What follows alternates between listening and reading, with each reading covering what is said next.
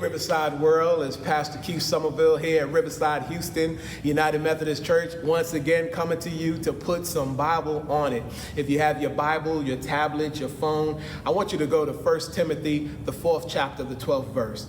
1 Timothy 4:12 says this, "Let no one despise you for youth, but set the believers an example in speech, in conduct, in love, in faith, in purity."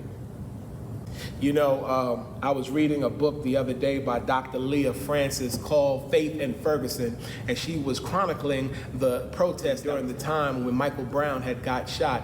And one of the things that she observed was how many young people were on the front line.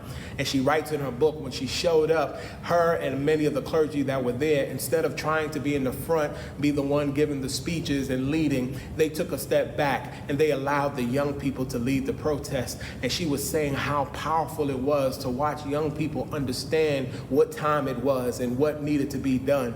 And her advice to many of the clergy was to let young people lead. It's interesting that during this time of protest, how many young people are stepping up. I am blessed as a senior pastor of Riverside to be able to show up to protest and watch young people actually lead.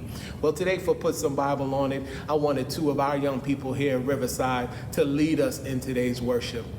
So I invited Dee Dee Dokes to do spoken word today, and she'll be supported by Tasoba Obey with some singing. Check out the young people as they lead us during this time of devotion. Father, can you hear us? The world's crying out your name. In this time of sorrow, my life's going insane. Yesterday I couldn't sleep.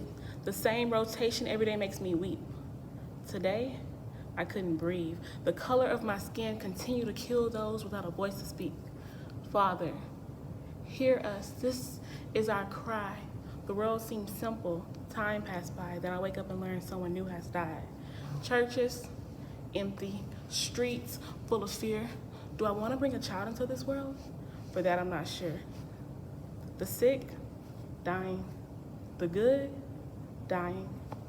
And it feels like my faith is dying too. And I'm trying to hold on to a thin piece of patience, but this cop got his knee on my neck. The corner store run has me staring down a barrel of a gun, and they beat us to our last gasp. They beat us so our families can cry. They beat us until we have been beaten, and they beat us so that we can die. Why do I fear the police? I'm scared that I'm next. There's this ache in my stomach. Every time a black person gets shot, I feel a bullet in my chest. And I'm not sure if the world's unsafe or if my skin is causing this race. This race feels like a war to see which color will be extinct first. And it's like they plan for fun. Is this life or is this a curse? What is race when we bleed the same? What is pain when we heal the same? What does not matter anymore when you're 6 feet under and leave a family behind and the world protests your name? You with the power, are you done? Are you done putting us in chains? Are you done putting us behind bars? Are you done killing our babies, our mothers, our dads? Are you done?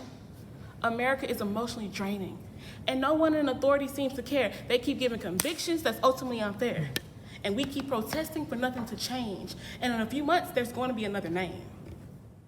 Father, can you hear us? The world's crying out your name. In this time of sorrow, my life's going insane. Wow, Dee Dee and Tasoba, thank you so much for that piece. You blessed my heart, and I know you've blessed us who have tuned in today and listened to the things that you have to say. Listen, we are praying for our young people, and we are believing that just as God uses us, God is using them too. Make sure you reach out to us. You can give us a call at 713-748-5730 or find us online at riversidehouston.org. I look forward to seeing you all soon. In the meantime, remember, I love you and I'm praying for you. God bless.